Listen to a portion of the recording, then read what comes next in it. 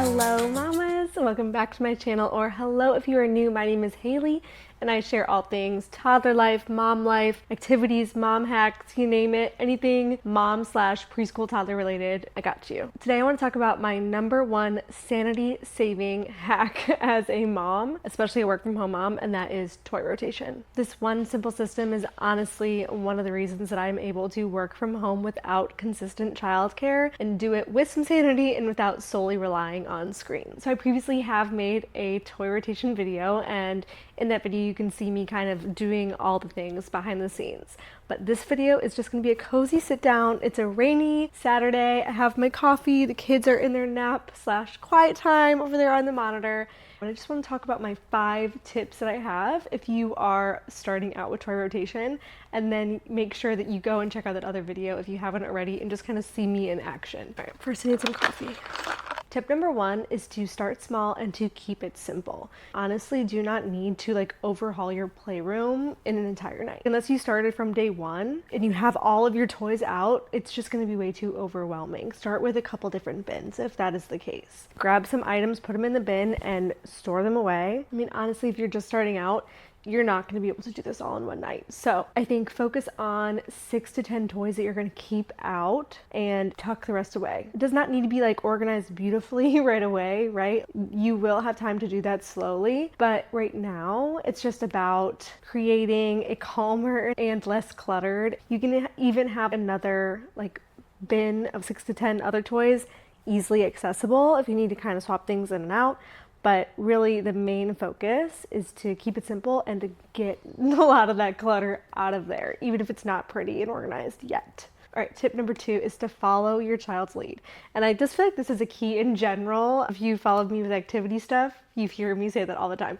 Follow our toddler's lead. Follow our kids' interests, right? Same goes with toy rotation. If your kid is really into cars, like my 2.5-year-old is obsessed with vehicles. So every time I rotate toys out, I make sure to have some sort of vehicle out. Whether it's a vehicle-themed puzzle or a camper van with toys that they're kind of more playing dollhouse style-wise. And then sometimes it might be a play track where it's actually cars in a track, right? But I'm not negating my kids' interests. You know what I mean? I'm still focusing on that, but I'm utilizing the toy rotation system to help them re-engage with other items that they haven't seen in a while, whether that be other cars in his case or just other types of toys in general, and you're helping it feel fun and new and fresh. Toy rotation honestly does not need to be this rigid structure that I feel a lot of people make it out to be. It can be flexible and it can be fun, and just like our kids' interests change, that's the beauty of toy rotation. You really can help them grow and develop interests and explore new topics too. When you follow your kids' curiosity and interests, it truly makes them want to play more, and they're more engaged and they're playing independently longer, which is giving you more stretches of time so you can actually get stuff done. Okay, tip number 3 is to set a rhythm, not a schedule. You do not need to be rotating toys every single Sunday at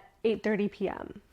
You can, if that works for you and that's something that you find exciting and it works for your schedule, sure. Go for it. You can keep it flexible. I rotate toys usually about every 3 to 4 weeks, and I kind of just know my kids' rhythm. I can tell based on how they're playing, how they're interacting with the items, hey, I probably should rotate some toys. They're kind of losing interests, or I think they'll be more engaged if I throw in some new items. Have a flexible routine. It might be you rotated items out and then 2 weeks later you feel the need to rotate again, but then that next time you feel you can stretch it to 5 weeks. It really just depends. Focus on their natural cues. Are they throwing things? Are they getting disinterested? And go from there when it comes to your family's specific rotation schedule. All right, tip number 4, which I think is probably the most important tip, is less is more. Truly, truly, truly. I mean, this one feels hard at first, especially if you have not rotated toys before and you are looking at this playroom filled with 1,000 different toys all over the place. It feels hard, but trust me when I say the less items that are available to our kids, the more they engage and play and are interested, and the longer they can focus. Truly, even with adults, I'm looking around my house right now, it is a mess. I need to clean. It's overly cluttered. I have stuff all over the place, and it just makes me not want to do anything. It just doesn't make me as interested, right? But if it's less cluttered, I feel better. Same with our kids. They are less overwhelmed, they engage deeper, and honestly, it makes cleanup faster too. And I have found then helps my kids want to actually help with cleanup a little bit better because it is less overwhelming for everybody involved. Toy rotation can create novelty around your toys without having to consistently buy something new to get them excited and to keep them entertained and playing, which is another bonus with this is you don't need to be buying new toys for your kids. You know, people say all the time, like, well, my kid's not playing with their toys. Okay, put some away.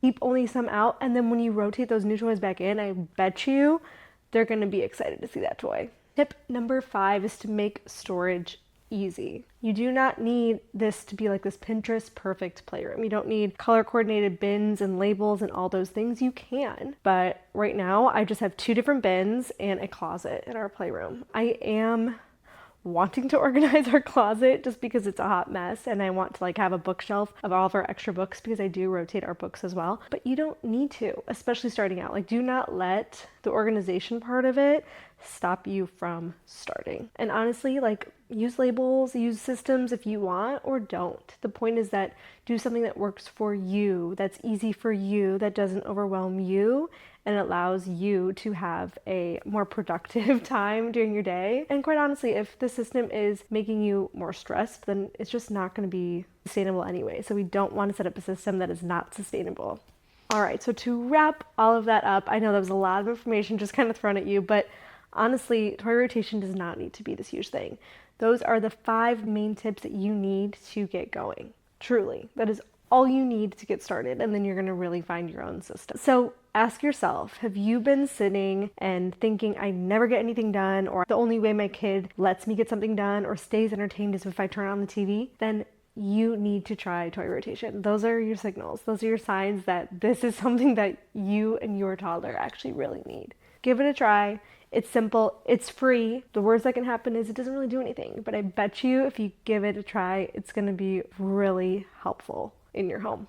You don't need to do it perfectly, just start. And as always, if you found this helpful, please make sure that you like and subscribe and hit that bell so you'll be notified for my next video. You got this. Let me know in the comments, do you already rotate toys, or what's your number 1 question that's holding you back? I'd love to help you out. And if you're still feeling like you have no idea what to do, your kids are not playing independently, it's just a struggle, I got you too, because I have a whole independent play guide with a whole section that focuses on toy rotation, and then it also gives you over 50 simple activities for 1 to 4-year-olds that foster independent play. So that will be linked down below if that is something that you're interested.